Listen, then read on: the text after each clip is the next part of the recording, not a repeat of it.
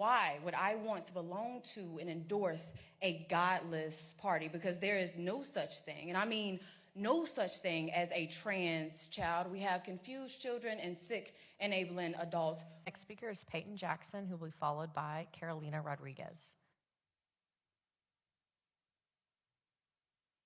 Good afternoon, Council. When I first announced my run for Congress, I had this random white woman, liberal, walk up to me and ask, well, what about you isn't Democrat? To which I responded, well, besides my skin color, what about me is Democrat? And it was at that very moment that she realized that God gave her enough common sense to ask me about my values. Now, don't get me wrong, I was raised to vote Democrat down the ballot, so when I first started, I would say things like, I'm a Republican, but I'm not a conservative. But now I know all too well I am a full-fledged, hardcore conservative, and I'm proud of it. I mean, my favorite saying is I was born black, not Democrat.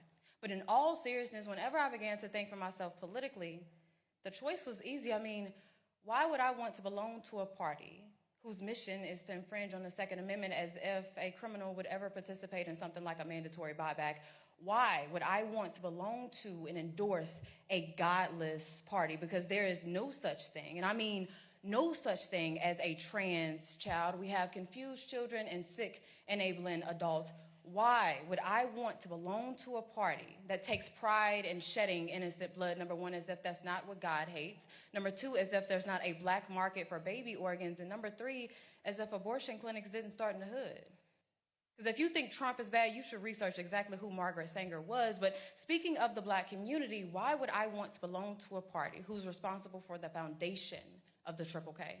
But it's not just that. Supposedly in the 1900s, the party switched, right? But what never changed, what I noticed never changed, is Democrats' love for immigration and how they have always prioritized that over the black community. I mean, imagine every single Democrat leader helping you joke about what a black job is in 2024, exposing your ignorance on 1924 and how imperative the Immigration Act of that year was, how it was all reversed in 1965 with the Hart-Celler Act, how Congress refuses the advice of the Rockefeller Commission and the Hesburgh Commission, and how to this day they refuse to adopt the Barbara Jordan Blueprint, validating every single thing that Dr. Claude Anderson spoke of generally, but specifically what Mrs. King spoke of in 1991 with her letter to Congress. Now look, I'm not saying that the Republican Party is perfect. No, nobody's perfect. What I'm saying is I side with Malcolm X when he said that the liberals were the worst thing that could ever happen to the Western Hemisphere, but y'all ignore that, just like how y'all ignore LBJ saying, and I quote, I'm going to have Negroes voting Democrat for the next 200 years, and by God, 60 years later, I see no sign of recourse, but rest assured your vote is your voice, even if it is a whisper. Thank you, Council. Mayor Parker, whenever you're ready, you can call your next speaker.